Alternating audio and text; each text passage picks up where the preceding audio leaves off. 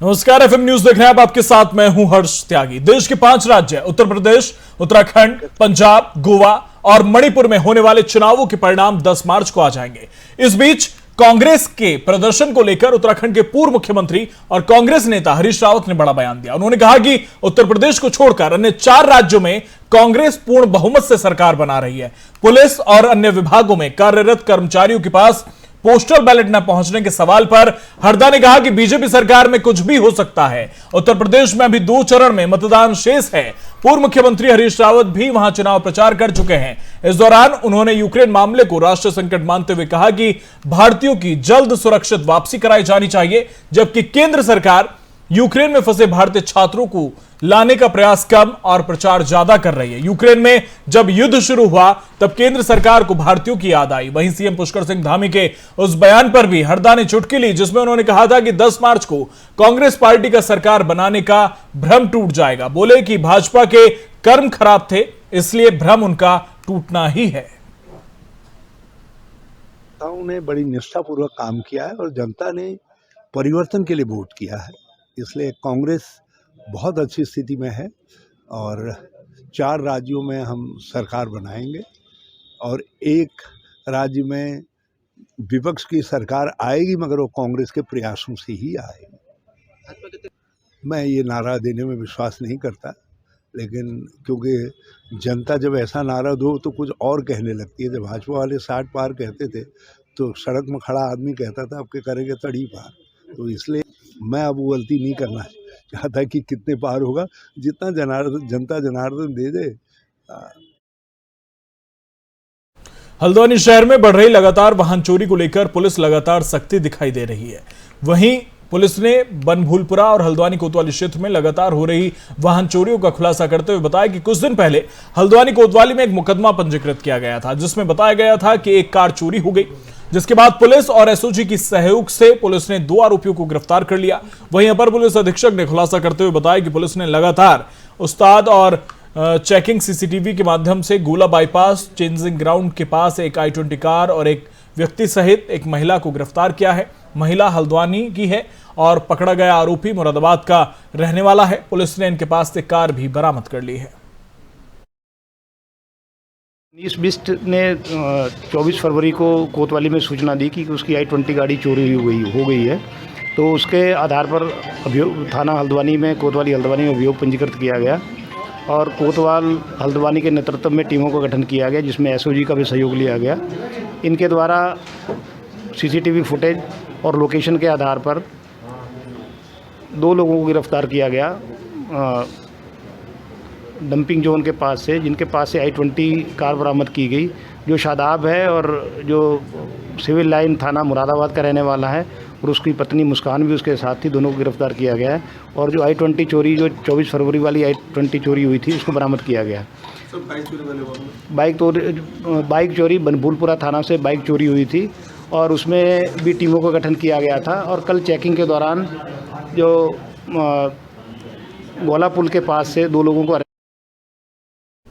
Ukraine में गोलीबारी और भारी बमबारी के बीच लक्सर के संगीपुर गांव का कुर्बान अली सुरक्षित घर वापस पहुंच गया है। कुर्बान ने घर वापसी के बाद और यूक्रेन के हालातों के बारे में विस्तार से जानकारी दी। इस समय यूक्रेन में हालात बेहद ही भयावह हैं। यूक्रेन में हर बीते दिन के साथ हालात बिगड़ते जा रहे हैं।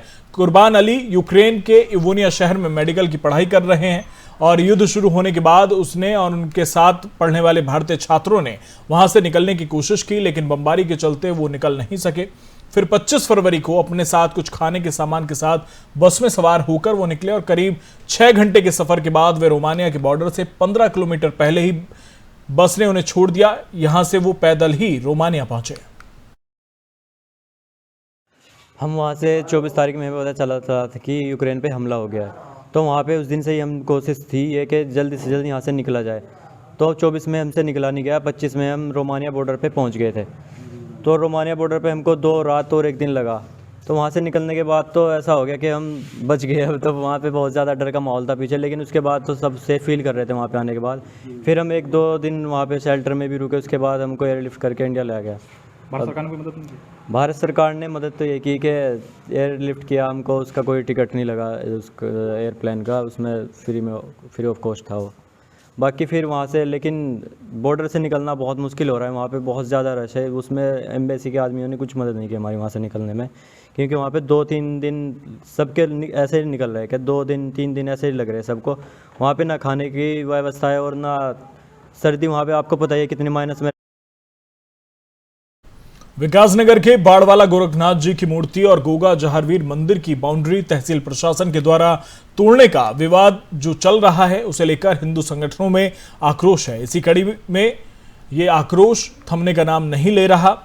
आज हिंदू परिषद और बजरंग दल के लोगों ने एसडीएम विकासनगर का घेराव किया और वहां पर यथास्थिति बनाने के लिए एसडीएम विनोद कुमार को कहा, लेकिन एसडीएम विनोद कुमार ने जांच कराने की बात कहकर मामले से पल्ला झाड़ लिया।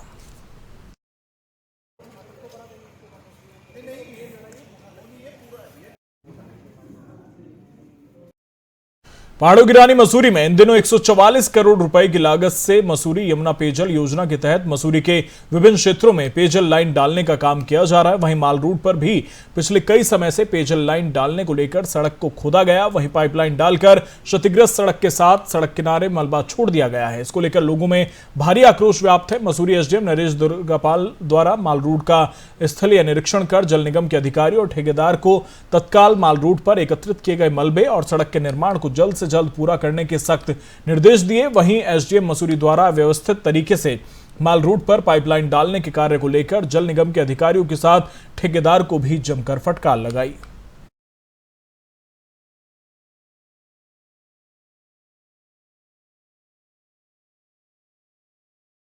दो दिन पहले रानी पोखरी क्षेत्र में एक नव विवाहित महिला आरती की उसके ससुराल पक्ष ने हत्या कर दी थी, जिसके बाद आरती के पिता द्वारा रानी पोखरी थाने में एक तहरीर दी गई थी, जिसके बाद पुलिस द्वारा रानी पोखरी थाने में आरती के ससुराल पक्ष पर दहेज हत्या का मुकदमा दर्ज कर आरती के पति और देवर को गिरफ्तार कर लिया, जबकि सास और मौसा अभी भी पुलिस की गिरफ्त से फरार चल रहे हैं, जिनकी गिरफ्तारी को लेकर ग्रामीण और उत्तराखंड क्रांति दल द्वारा धरना दिया गया, पर आरती की सास और मौसा की गिरफ्तारी अभी तक नहीं की जा सकी, जिससे आक्रोशित ग्रामीणों ने आज थानों में और थाने के बाहर गांव के लोगों ने फांसी की मांग को लेकर कैंडल मार्च निकाला। लोगों ने सभी आरोपियों को फांसी की मांग की है। उन्होंने हमारे लड़के के साथ बहुत अन्याय करा है। 20 दिन के अंदर उसने शादी करी और अब फिर दहेज के लिए परेशान कर रहा था है। वो शुक्रवार को आके तो वो पैसे लेके गया है, घर से भी दिए उसे कि चलिए कोई बात नहीं, गाड़ी चाहिए तो चल ले लेगा, पर उसे हमें न्याय चाहिए भैया, बस हम तो इतना ही कहेंगे। मैं समझता हूँ कि पूरे समाज को कलंकित करने वाली घटना है। आज चाहे वो बूढ़े हों चाहे माताएं बहनें, सब बड़ी हतोत्साहित हैं अपने बच्चों के लिए। इस तरह की घटना नहीं होनी चाहिए। आज पूरा क्षेत्र गमगीन है और उस बेटी की आत्मा की शांति के लिए आज अंतर्मन से, भावनाओं से जो लोग यहाँ पर जुड़े हैं वो एक संदेश दे रहे हैं। ईश्वर से प्रार्थना करने के साथ साथ शासन प्रशासन को एक संदेश भी दे रहे हैं कि उस पर न्याय हो और उन हत्यारों को फांसी होनी चाहिए। इसकी निष्पक्ष जांच होनी चाहिए, बहुत जल्दी जांच होनी चाहिए। वो परिवार एक सामान्य परिवार है, किस तरीके से उन्होंने अपनी बेटी को पाला, एक खेती किसानी मजदूरी से जुड़ा हुआ वो परिवार है, और आज उस बेटी का चले जाना वास्तव में इस क्षेत्र के लिए मैं समझता हूँ कि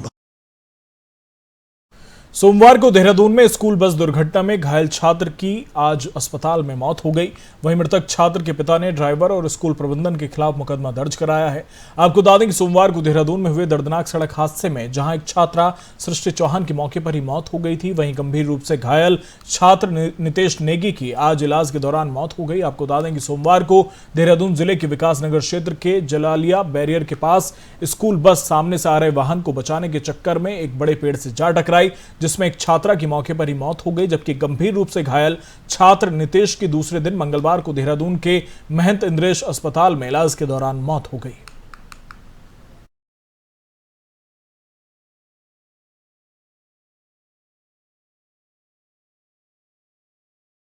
अल्मोड़ा जिले के विकासखंड भिकियासैंण में पारस उत्सव 2022 को सफल और यादगार बनाने के लिए आगे आए नगर की जागरूक महिलाएं। पारस संस्था द्वारा एक उत्सव का प्रारंभ किया जा रहा है, जिससे कि पहले चरण में कैरम बोर्ड, शतरंज और संचरित मानस का संगीत में पाठ कर होली महोत्सव की शुरुआत की जाएगी। आपको बता दें कि कार्यक्रम को सफल बनाने के लिए जिम्मेदारी के साथ महिलाओं ने संकल्प लिया है।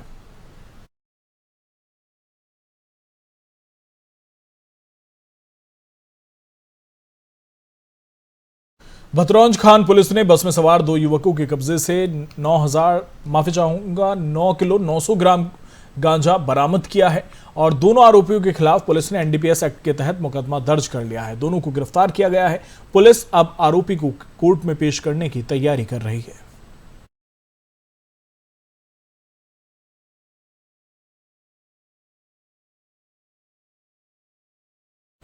विकासनगर में मुस्कान चैरिटेबल फाउंडेशन की ओर से नगर के बरोटीवाला में रक्तदान शिविर कैंप लगाया गया, जिसमें लोगों ने बढ़ चढ़कर हिस्सा लिया।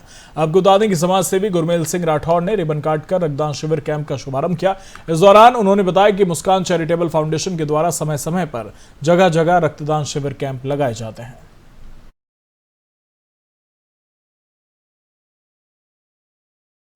फिलहाल मेरे साथ इतना ही। बने रहिए एफएम न्यूज के साथ। नमस्कार।